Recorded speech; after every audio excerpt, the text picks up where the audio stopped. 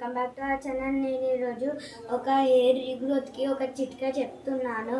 First మనం 2 table spoon of రోజ్మేరీని వేసుకోవాలి. దాని తర్వాత 1 టేబుల్ స్పూన్ మెంతులు వేసుకోవాలి. దాని తర్వాత కొన్ని లవంగాలను వేసుకోవాలి.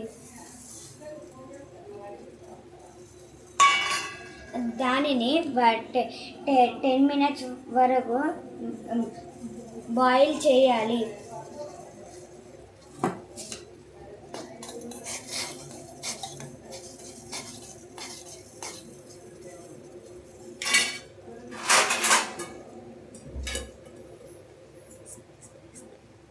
దానిని ఒక చిన్న స్ప్రే బాటిల్ని వేసుకోవాలి.